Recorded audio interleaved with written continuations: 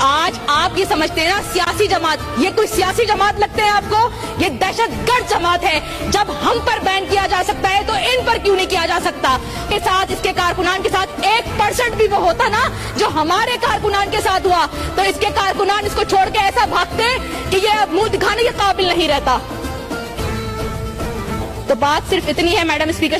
صاحبہ کہ میری بات کرنے کا مقصد یہ ہے کہ بالکل ہم مذمت کرتے ہیں کہ فوج کے اداروں کے ساتھ جو کچھ ہوا، ہم مذمت کرتے ہیں جو گورنمنٹ کے اداروں کے ساتھ یا گورنمنٹ بلڈنگ جو کچھ اس نے غلط کیا ہے پی ٹی آئی کے ورکرز نے، بالکل ہم اس کی مذمت کرتے ہیں، اور اس پر ہم چاہتے ہیں، میرا تو یہ مطالبہ ہے پورے پاکستان کی گورنمنٹ سے کہ جناب اس پی ٹی آئی کو بین کیا جائے،